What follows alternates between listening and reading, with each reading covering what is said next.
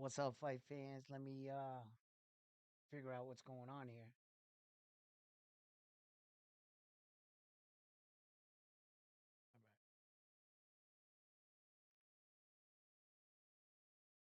All right.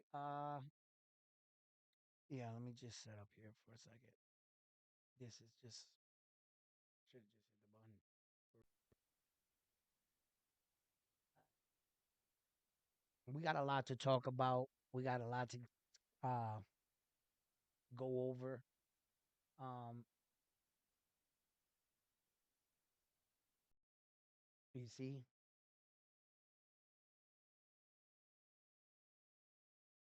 I got two live streams going right now. Okay. One. I'm gonna have to take that one down. See, that's what it is. I knew it. Uh, yeah, let me just fix this real quick.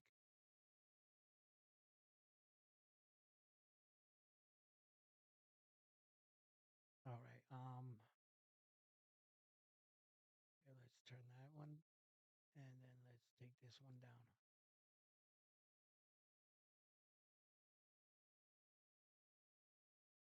Okay. All right, that should do it right there. All right, what's up, fight fans? And we're back at it with another edition of Round One Sports TV. Let's talk about it. Let's talk about the fight and the keys to victory for both men in this fight.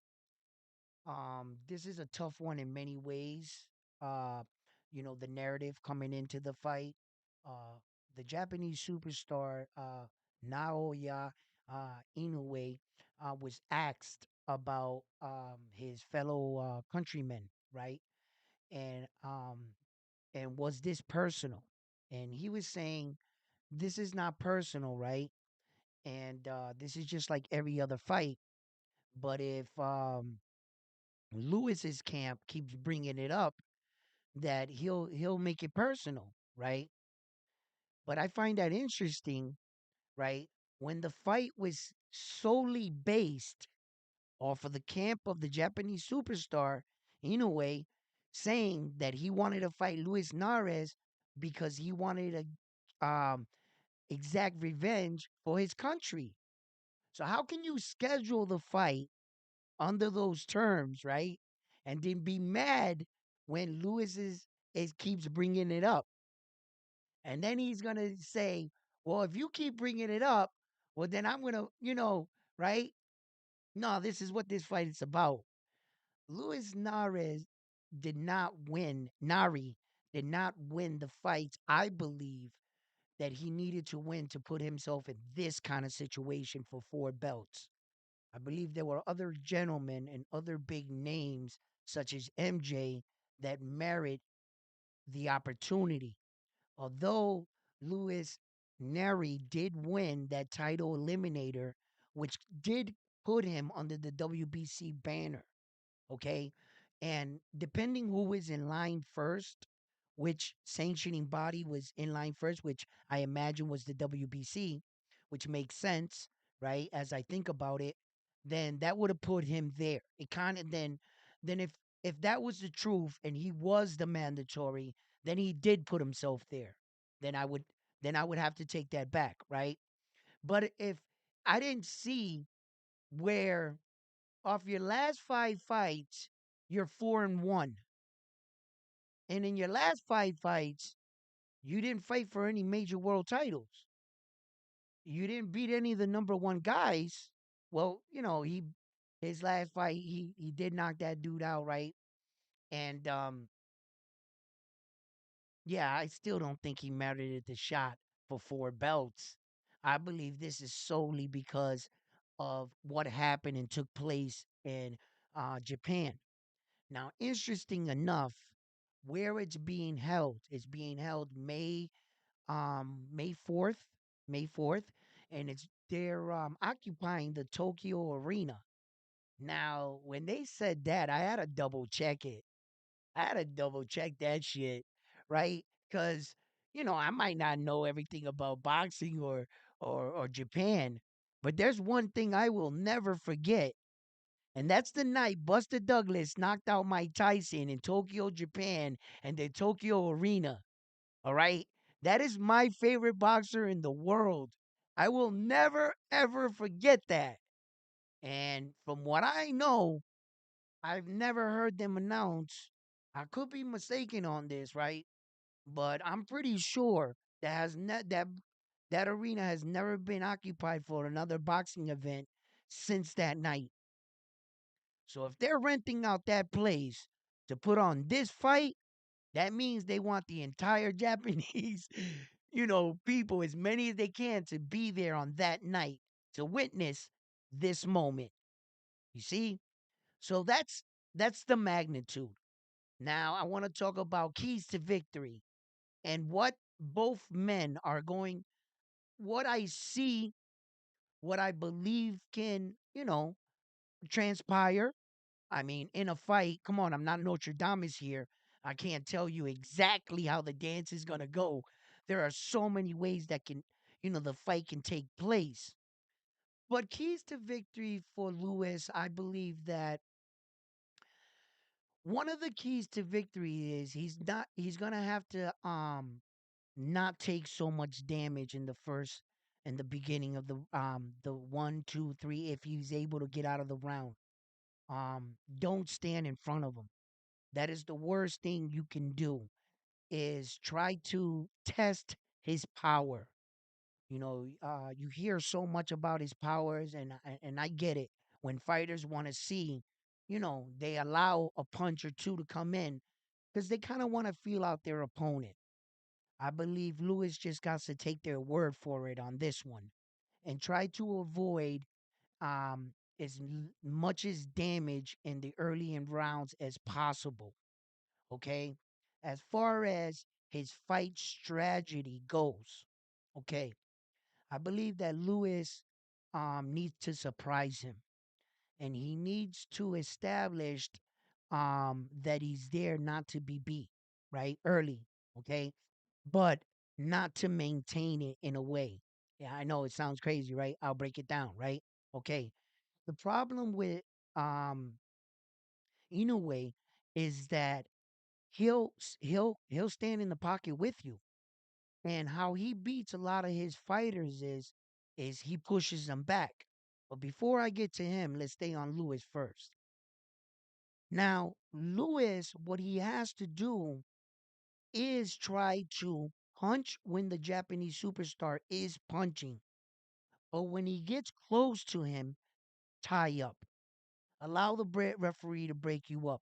It might become one of those fights where the crowd might boo and you might tie up so much, but you're also minimizing some of the damage that could be coming your way.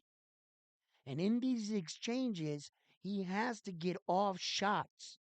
Now, I'm not telling him to sit there and admire his work because Luis Nares, I don't think his jab is just as effective, but he has more like a looping jab that is effective. It's kind of like, not so straight, but more kind of looping. He needs to be careful in these exchanges and recognize his distance when he's doing it. If he could stifle the Japanese superstar's shot coming in, and loop his punch, like stifle, boom, and shift, right? Now, the one thing that you don't want to do if you start to recognize for Luis Nares is the Japanese superstar got you continuously going to the right. If you notice that he's cutting you off, right? Well, then at that point, you're going to have to mix it up because you're going to have to take a lot of chances for Luis Nares. Now, I'm not going to say that he's your most traditional counter puncher, but a counter puncher he is. He can counter off of your shots, and he's very good at it. Okay. So Luis Nares' opportunities are going to come, I believe, very, very low, but he has to capitalize when he gets the opportunities. He can't let some opportunities or too many of them pass him by in these moments.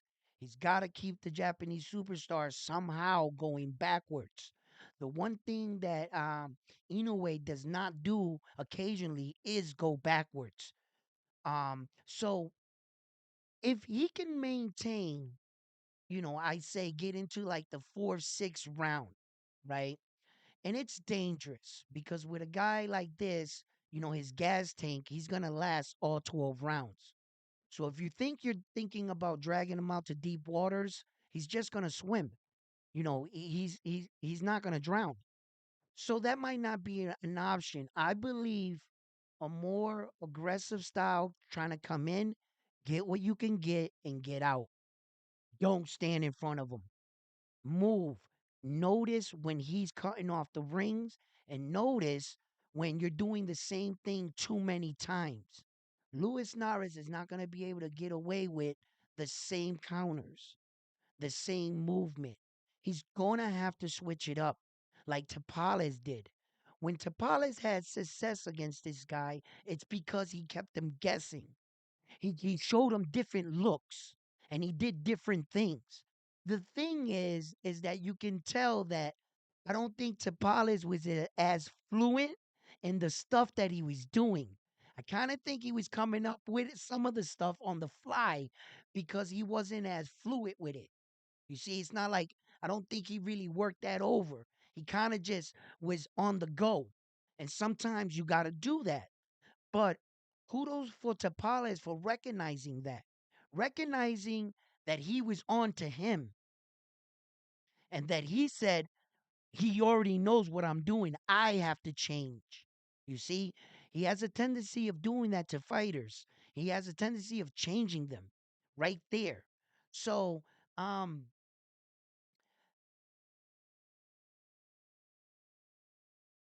I think, I think right now, Tapales is in for a tough night. He's in for a tough night, but he's a durable guy.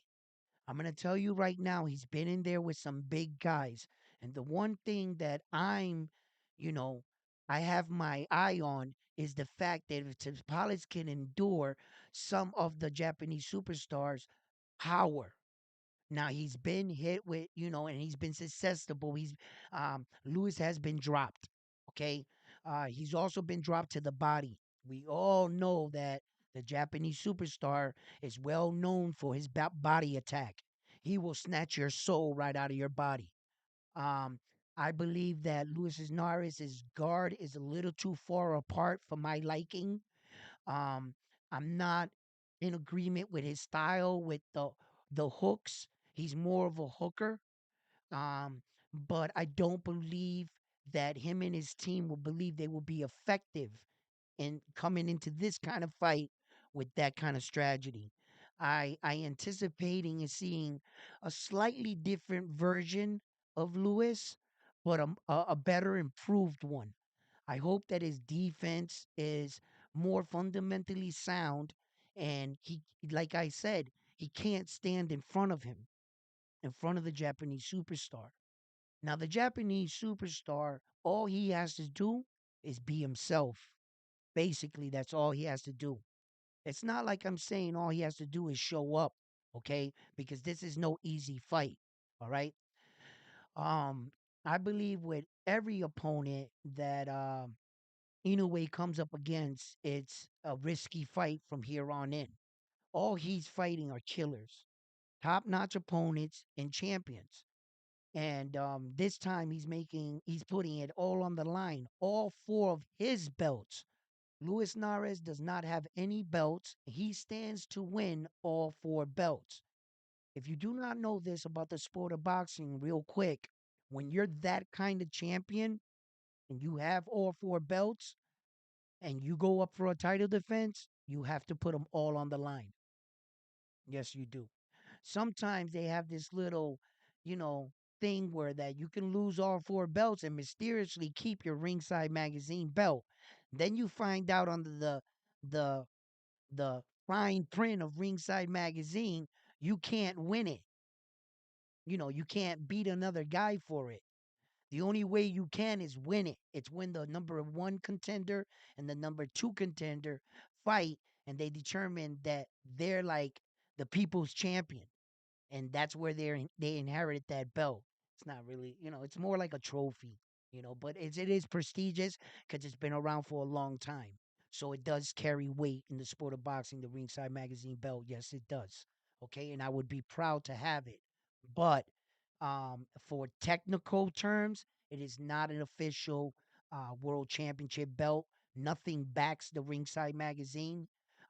All these belts are backed by sanctioning bodies, and you pay fees to the belts. You don't pay anything to the Ringside Magazine.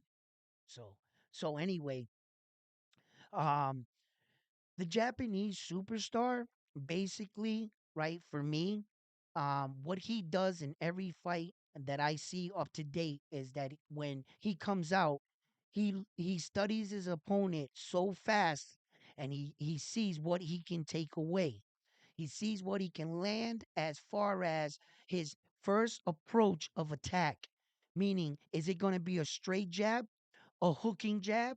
He'll use the uppercut in the inside. He'll use the 1-2 with the straight right. Okay. He figures out what works for him. When he determines that part out, then he starts to develop what combination and sequence he's going to hit you with. The same way he did like Jason Maloney. Um, he hit Jason Maloney with that straight right all night from the beginning of that fight. Okay. But if you notice in that punches that didn't land, he didn't throw them again. He saw what worked and he stood with that. That's what kind of fighter he is. And that's why I always say that some people have a tendency of saying, oh, he fights the same way. He's never fought the same way anybody. No one the same way. His approach and his strategy to every opponent was different, and his knockouts were different.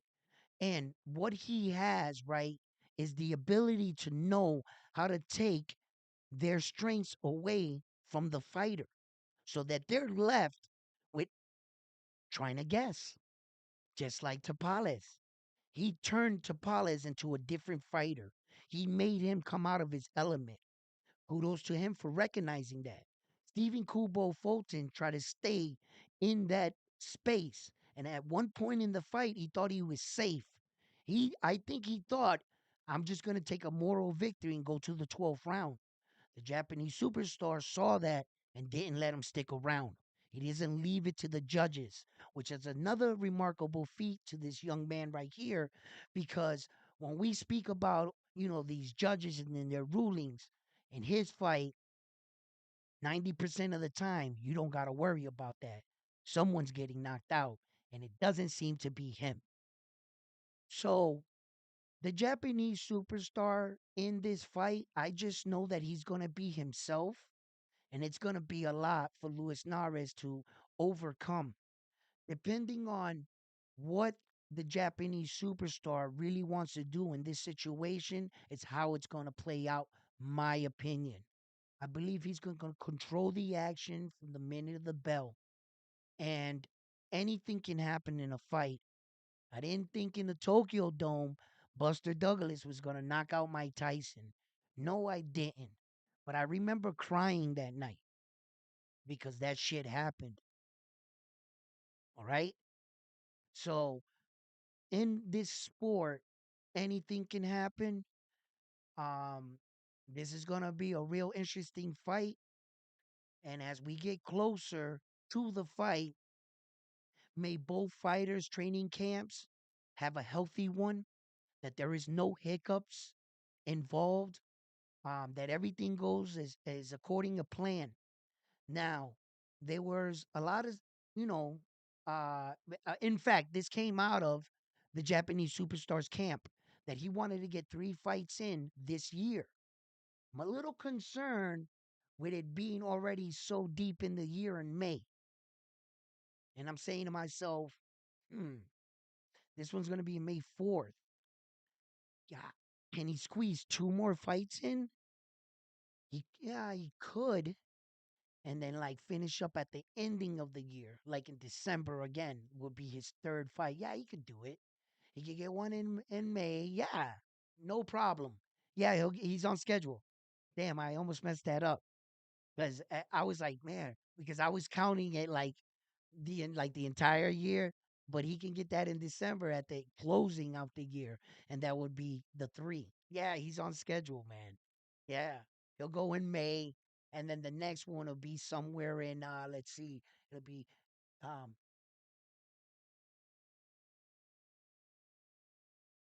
October. He'll probably fight in like October. Nah, I don't know. Wait a minute.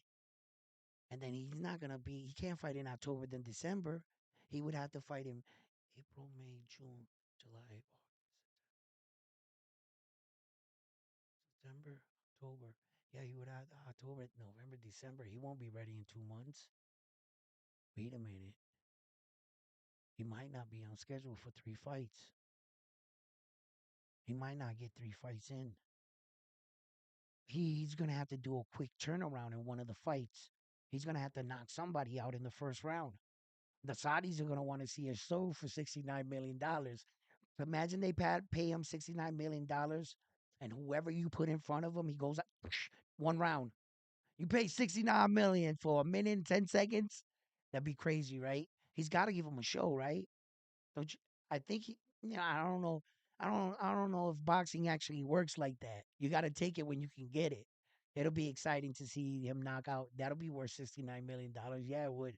But his schedule: May 4th, April, May, June, July, August, September, October, November, December. There- I'm not sure. I'm not sure. But whoever it is, um, this is going to be real interesting now because, uh, look, Mexico, you know, they stand to win so much to play spoiler, and the way the storyline, we all know it. I believe. I'm not sure if you guys believe, but all the signs are pointing to, yeah, they want to exact revenge on this.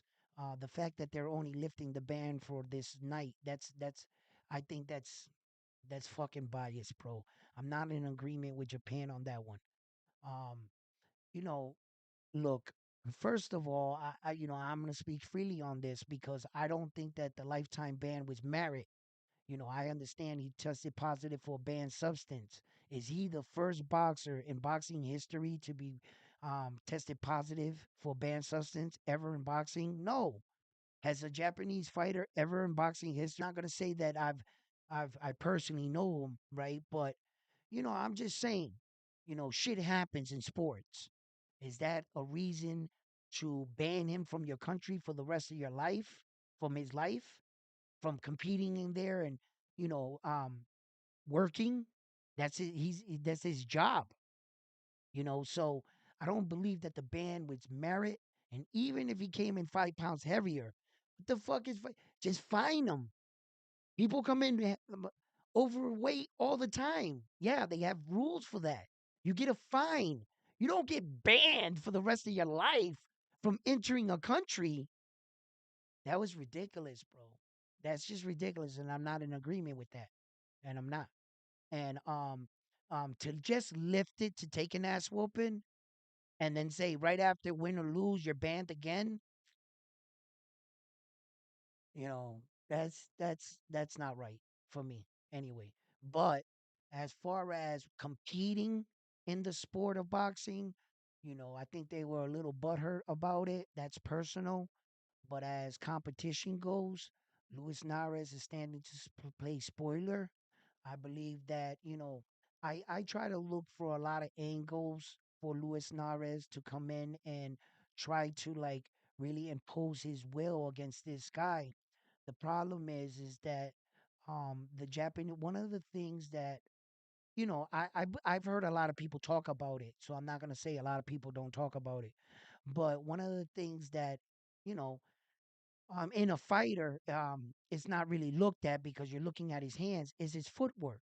And his footwork is spot on. It's where you want your fight. Look, when I mean he's never out of position to throw a punch. And the remarkable thing is that he's throwing punches, and it's like in his head, weirdly enough, he's thinking about where his foot needs to be for that last strong punch. And then his foot automatically goes there. What made him really successful against Jason Maloney and Donito Donaire was his footwork, the ability to stay on the ball of his feet and to dart in and out and to create angles. When the Japanese superstar starts to bounce off the balls of his feet, now he's looking for counters. He's looking to create situations because you're not giving him any. And if he's ever in front of you and you see him lower his hands, he's trying to give you an opportunity to open you up because at this point you've shelled up too much. Those are the times I've seen him do things like that, where that he lowered his hands or that he started to bounce off his feet. He's gonna meet you at any place, and he what he does mostly at every all his fights, he takes over the center of the ring, and he makes sure that you're not the guy pushing him back. He's pushing you back. He'll he'll he'll let you jab with him and everything, pop pop pop, and then he'll figure out which how to take it away from you. You throw that jab, he's gonna throw his overhand right on the top, and he's gonna snap the side of your head back, and he's gonna punish you every time you throw that jab, and you're gonna be reluctant to throw it. That means he took away your jab. After that, you're gonna start circling. Yo, if you start circling out, he's gonna hit you with the check left hook. Boom, and he's gonna push you back to the right. He's gonna keep checking you with that hook until you're no longer doing anything you want to do but going to the right. And then you're tired of going to the right. What's your next option? You're gonna stand in front of him. You're gonna stop moving. And that's checkmate right there. That's exactly where he wants you. He wants you to feel comfortable that you can't move to the left. It's not working going to the right. You can't throw your jab, and then you're only left with thinking, "Let me exchange with him."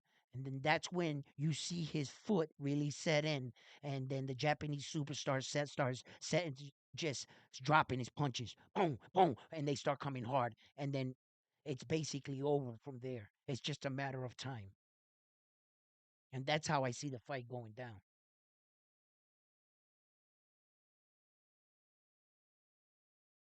What's up? What's up, Rico Stone?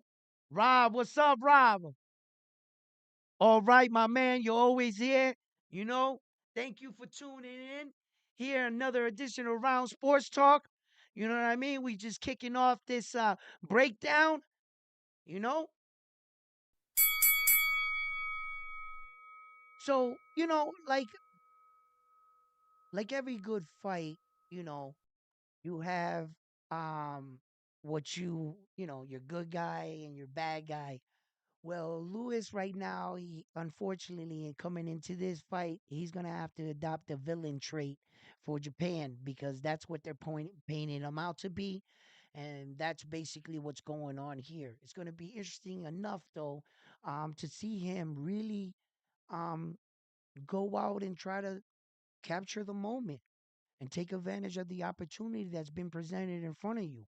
We've talked about this. Many men have tried in the sport of boxing to achieve all four belts. It's not every day that a man gives you an opportunity at all four belts when you have to go win these belts one at a time sometimes.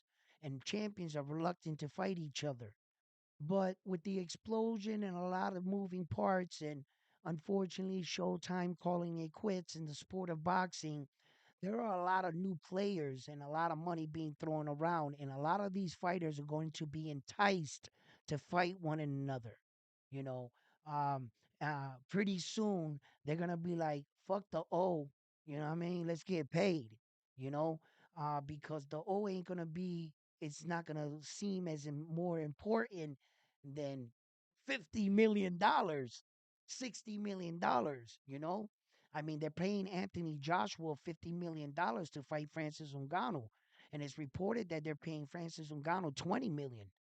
Now that's remarkable. Francis Ngannou in his second professional fight got $20 million. That's fucking ridiculous. Look what boxing did for him. Then they want to criticize our sport. How much money did he make in the UFC? I believe his last fight was 600,000.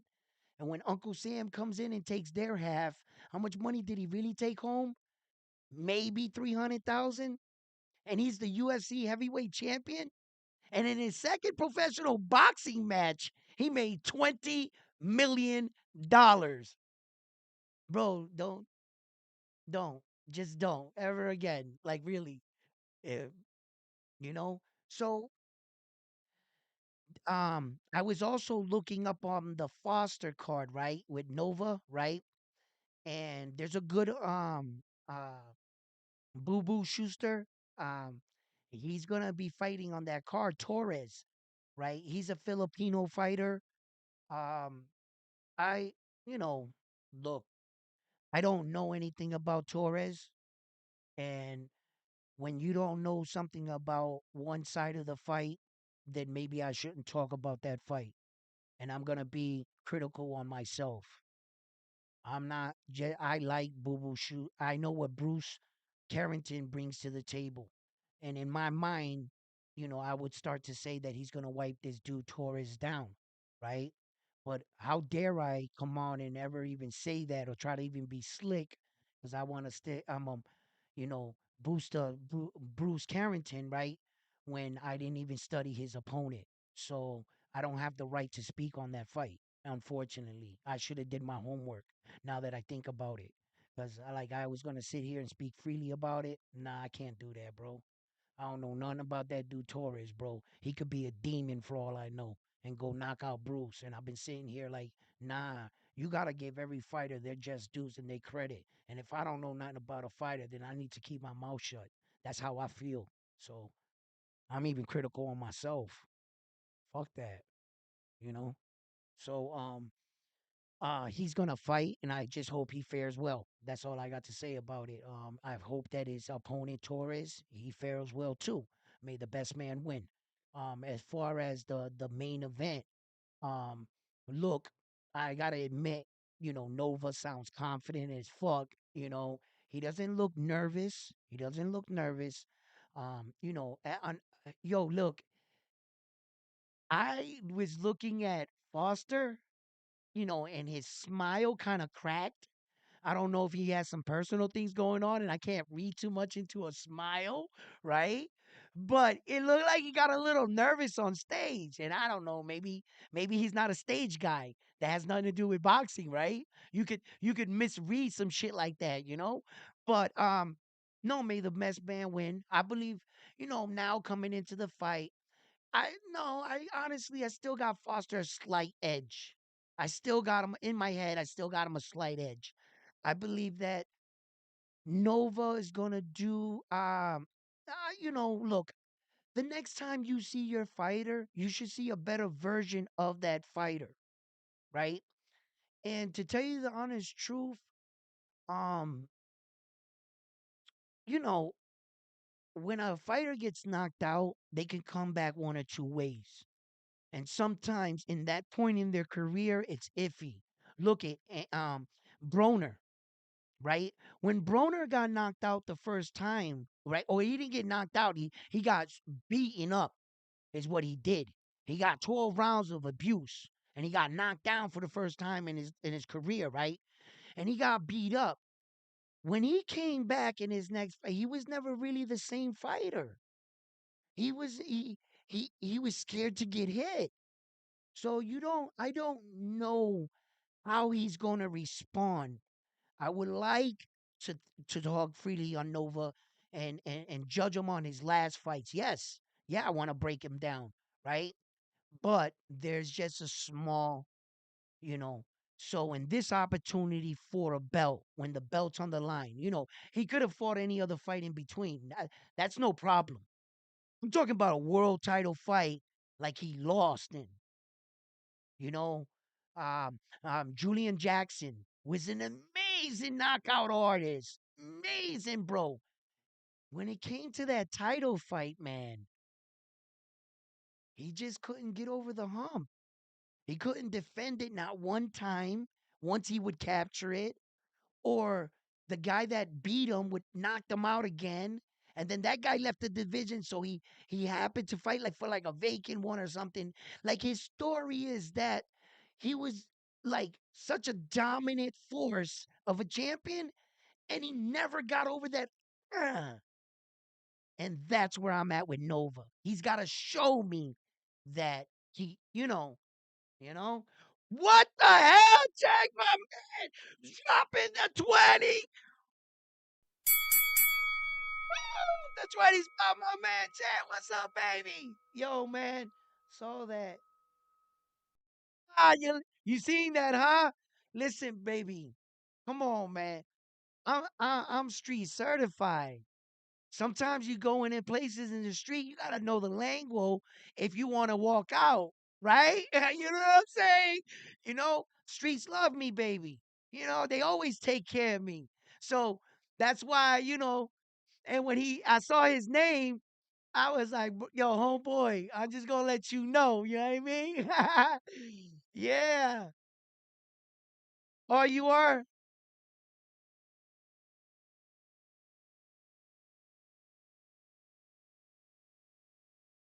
Fourth round?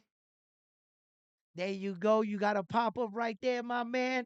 Thank you for the donation. Yeah. Fourth sounds good. Fourth round sounds good and sounds logical. It sounds logical, and in some people's eye even sooner, right? Had it been a situation where Inoue was coming into the fight just as another fight, like let's just say it was just another title defense, or he was fighting someone just for their title, unify or whatever, right? I would say yeah, that's logical. Being the fact that they want to teach this guy a lesson, he might stay around a bit longer because Naoya Inoue is going to allow him to drag him out to give him a longer beating. So if we don't see the fourth round knockout, it's not because he couldn't do it, right? Because I'm pretty sure he could put him away before 4 rounds. I'm pretty sure he could figure him out. I just believe that this one is just a bit more personal, and we all know it. Whether or not the Japanese superstar wants to admit it or allow the storyline to be brought to you like that, because you guys did see his text message, right? He tweeted out and said, if Luis Nares' camp keeps bringing this up like it's on some revenge shit, he says, I'm not thinking about the past. This is not about the past. This is about me right now fighting you. And then I'm like, hold up, wait a minute. How's that possible when you contacted Luis Nares and he publicly came out and said, I want him because of the level of disrespect? So first you made the fight happen because of that. And now that he is saying it, now you're offended that he keeps bringing it up. See, is that the Japanese superstar doesn't want to be bothered with distractions. He's probably tired of hearing that same thing.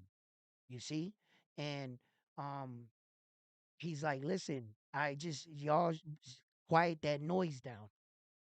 Because if you want to make it personal, I'm going to make it personal. But lo and behold, it is personal. He is going to get that ass whooping like it's personal regardless, you know?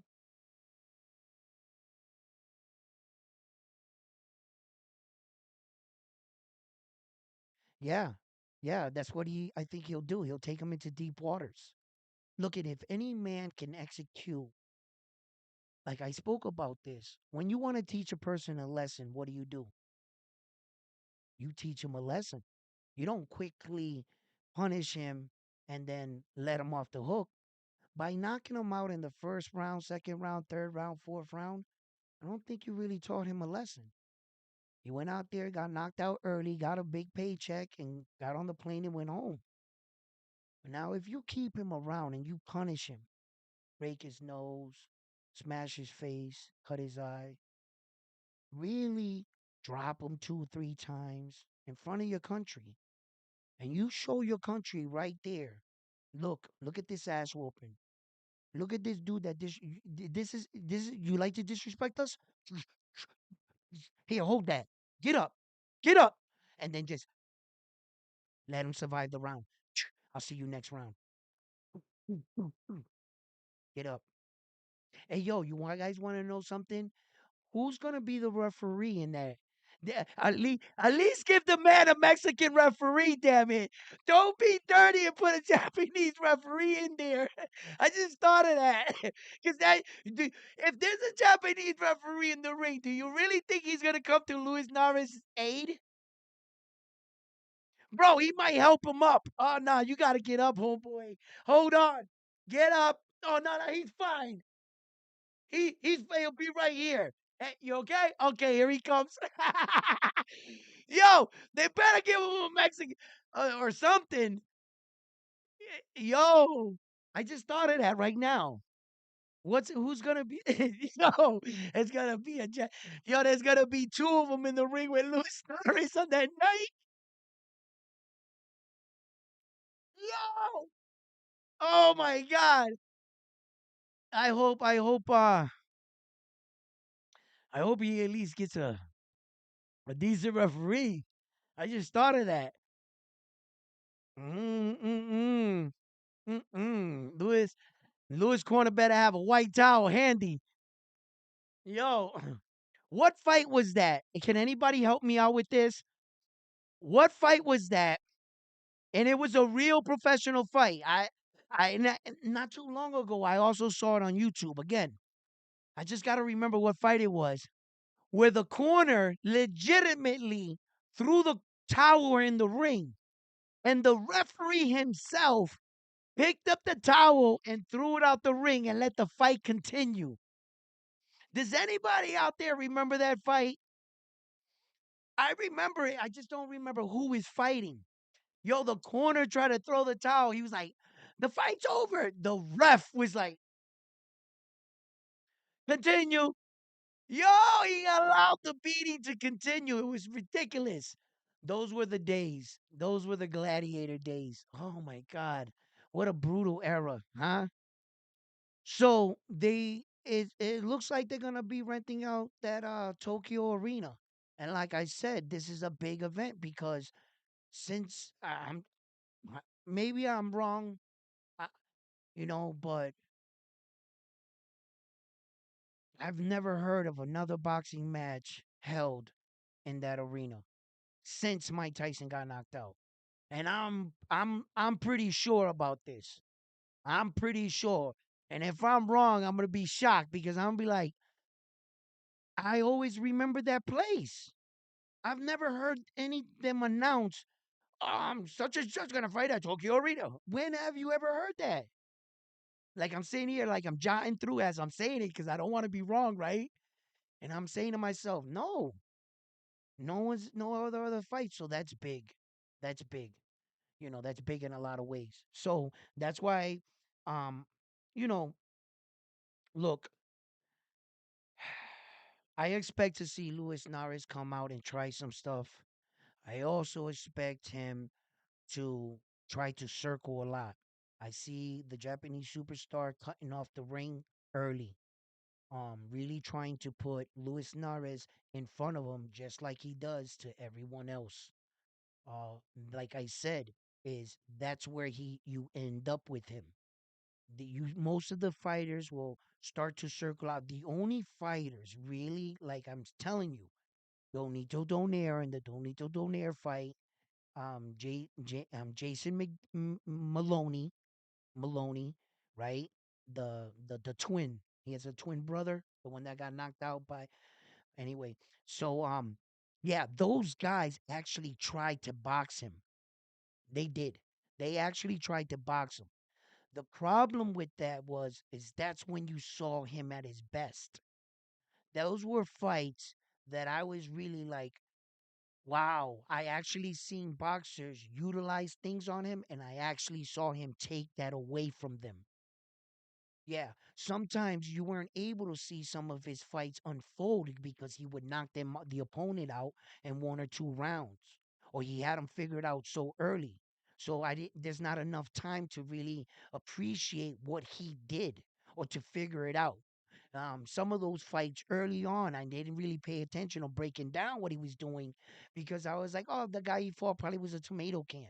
Not until he opened my eyes that I started going backwards and really paying attention to what he was doing. And I was like, holy shit. Okay. Okay, this wasn't luck. This wasn't. And you start to figure out, wait a minute, you know, in the Maloney fight, Maloney is one of the guys that knocked the spit out of the Japanese superstar. Yeah, he did. Maloney hit him with a shot and the saliva just flew out of his mouth. It was like that. And they caught it on camera, right? Saliva flew out of his mouth and Maloney went to the floor. Well, he was on the floor and the referee was counting. That's what happened in that sequence. He's willing to take a punch at the right time, too. It's like he knew he was going to get hit. That's when Maloney stepped in with the 1-2 jab. If you go back and you watch it closely, that spit that was flying in the air, that wasn't Maloney's spit. That came out of his mouth. Yeah. So he hit him with the second jab, but he sat him down with the hook, the check hook. And, it's a testament of he knows when and where to throw a punch. And when he gives you an opportunity, it's only because he has something set up for you. And when he speaks about that Japanese warrior spirit, and he was like, well, Stephen Kubo Fulton looked like he didn't like to get punched in the face. And he doesn't fight with that, like that thing. The problem with that is that Naoya Inoue is on the other side of the equation. He was the hammer in this instance. And Stephen Kubo Fulton was the nail. Being the nail, obviously your observation and the way you viewed it is going to be different. You see, he couldn't take it. Stephen Kubo Fulton found out fast that he wasn't on that level and that reality started to set in. And he didn't have it in him to give it back. So he kind of settled in the fight. Why take damage and why take exchanges when the risk wasn't worth the reward? At the same time, if he was going to lose, he really didn't want to get knocked out in front of his friends and family and go back on that flight home. His nightmares were answered when he in fact got knocked out. Because he tried to play it a little too safe. And he read that. He saw that. Um he was still in the best shape of his life, everything. It was just merely that the Inoue was just better. And that was just the bottom line. There is no excuses. He was just a better fighter. Um so going into like fights like this, it really goes to show you because look, it was just like one great fighter after another. How long could he really keep this up? Um no tune-up fights, no acclimating to the vision. Eventually, you're gonna run into somebody.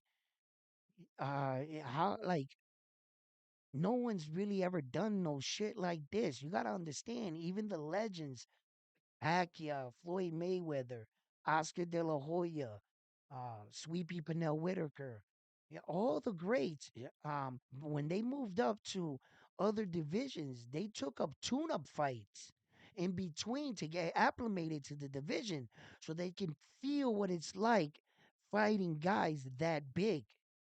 He's basically going in with the number one guy of that division and saying, "I'm taking my luck with this guy." Like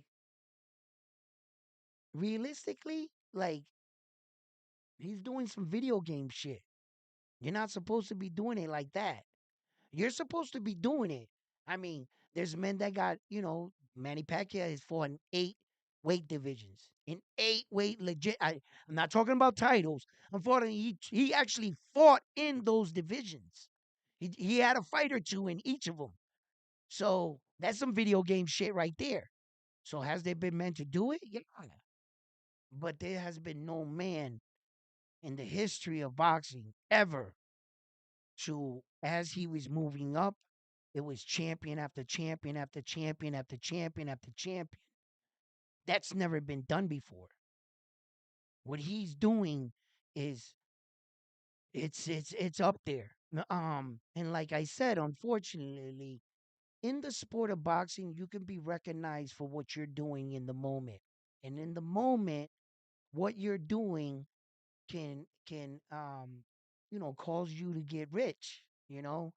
Um but the one thing in boxing that I believe the fighter doesn't really get to appreciate his level of status of as champion until he retires. He's like a painter, you know.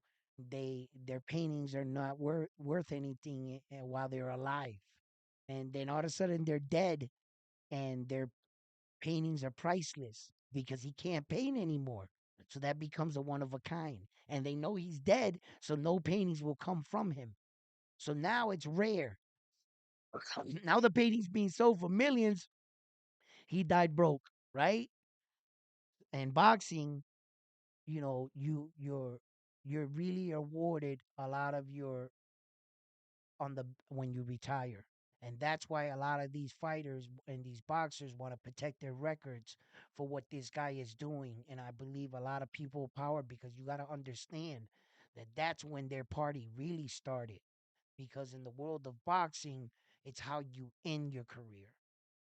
And then when they tally everything up, now you're celebrated amongst all the boxers as that kind of champion. You see? So, um, while you're in it, you could stand to financially make a lot of money, but the real shit is like, and then you're sitting there with you're like you're the king, and then all of a sudden here comes this 5'5" Japanese guy. Yo, here comes this storm. Yo, can I? We need to take that crown off your head. What do you mean? Hold somebody beat this guy. You know what I mean? And it starts to become like that. So, uh, look, I'm glad we're getting these kind of fights, and I'm glad that these kind of men in the sport of boxing right now that are lifting the bar up so much in the sport of boxing that it has us talking about it and tuning in. He is truly a joy to watch, and if you enjoy the sweet science, I invite you to watch this fight. Perhaps you might see something you like in a fighter. And I'm always on the side. If you already have a favorite fighter, stay with your fighter. Always support your guy. But no one ever said we only have to have one fighter. And no one ever said we only have to support where we come from. You know, the one thing about America, the true beauty about America is that we're all races over here. There's every kind of nationality in the world here that live here. So that is America. So, you know, look, fight fans, I love chopping it up with you guys. I wanted to make a key to victory here on both fighters. Um, Unfortunately, sometimes when I come up to think on what's you know what's gonna transpire here, it was comical that I said to myself, every time I think about Lewis's tragedy, and I play it out inside of my head, and I say round one, and he leaves the corner in my head.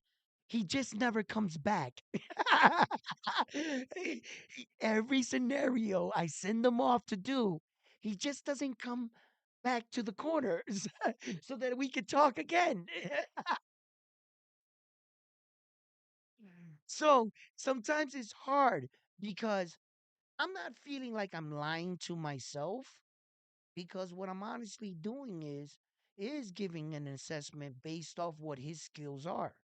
I'm neither boosting him up more or less, or creating a fake situation or a window where he can be victorious. No, I'm not giving you that. I'm only giving you some tactics and some maneuvering that I see that he can utilize, but he's going to have to create his own opportunities. You see, Since I think that this is a very unique situation for the Mexican, I don't think he's going to enter the way he normally enters, which got my game plan off. Yeah, because I feel like we stand to see a different version of him, one I might not be so familiar with. And I'm willing to gamble on that rather than him coming in there the way he typically comes in. Because it's going to be a very short night. Maybe he thinks, hey, let me go for the gusto. If he turns my lights out early, at least it's short and painless.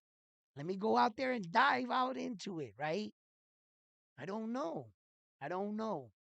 But I do know that every time I send him out in my head, he never comes back.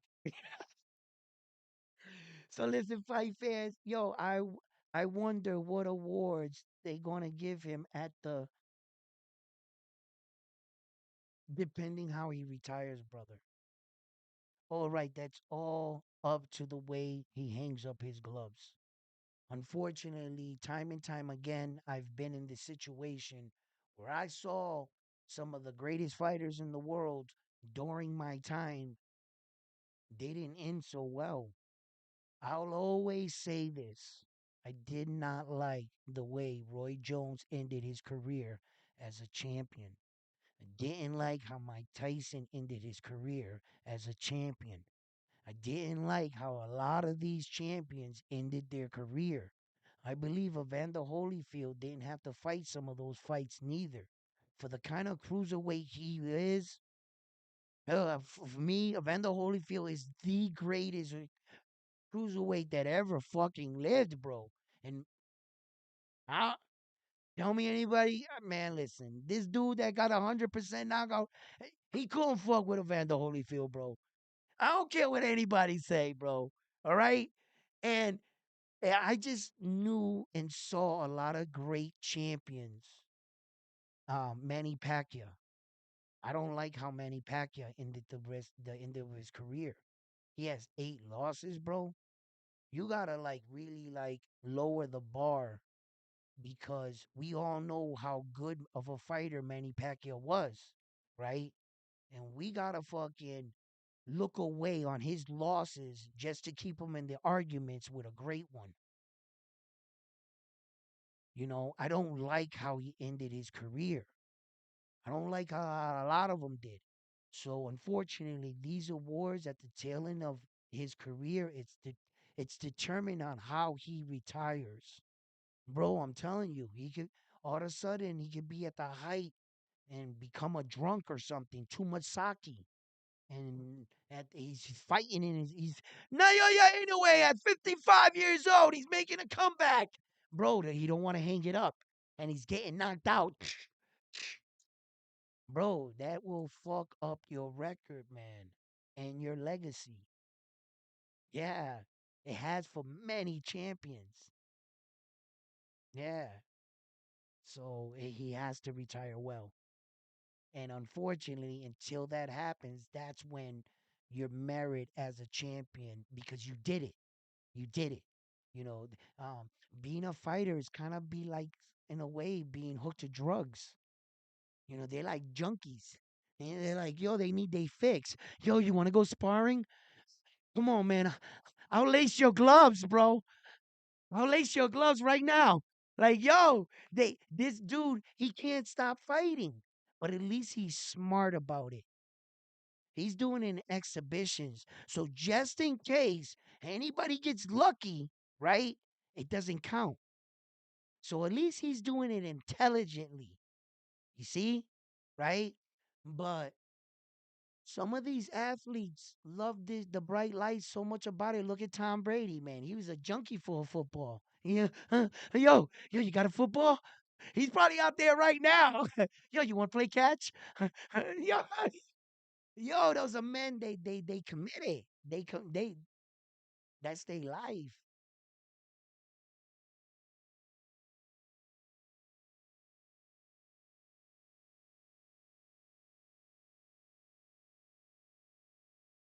Yeah, Rico. Uh, he's everything in a fighter. He represents boxing in so many different ways. You know, when and I talk about this, some of these people don't want to see this guy doing these things because he doesn't represent what the message they're putting out. They want to keep our young fighters dazed and confused with all that money, wearing the bling bling, crashing their cars, so that they got stories to. You see, the next thing you see on your fighter is the rise and fall of your favorite fighter. 60 minutes. That's what the fuck they want. So after they give us a show in the ring, they can give us the show on the tail end of their life. The next Hernandez. That's all they be wanting for us. They want to keep us like that. They don't like the purity of how he represents the sport. Did you see that fiasco that Devin Haney and Ryan Garcia? What a damn shame. Fucking Americans, huh? We gotta put on shows, do antics, put our families in danger. His little brothers, Devin Haney's little brothers, are right there in that video. Bro, if it be some real street thugs, you know, you could be from anywhere, right? And my boys was there, bro, we start punching everybody in the face. It happens. That's your family, bro. And we're out there trying to boost up a fight, sell it. We already know you guys are fighting 420. The world knows it. You know, more of this media. This dude doesn't have to do any of that. He doesn't do any of that, man. He doesn't wear the chains. He ain't smacking bitches. He ain't crashing cars. He ain't drunk. He ain't disrespecting his dad. He ain't doing any of that shit, bro. And he's a superstar. Why? Because of his skills. What he's doing inside of that ring. That's all he needs to speak for him. He doesn't even speak American. You've never heard him say nothing, right? Devin Haney and Ryan Garcia are on all over social media making a spectacle out of themselves. That's the motherfucking United States of America world champion right there. Devin Haney. Look how he acting. Yeah, but we love that shit, bro. It's just different, bro. It's just different. And the Japanese dude represents so much that I believe some of our American fighters should take a page out of his book and really see how he's doing it. That's my opinion. I'd rather watch our American fighters live out a better career, a more financial smarter than spending all their money on all this shit and on lawyers and going to jail and all this stuff. Like we're always accustomed to seeing our favorite fighters go through.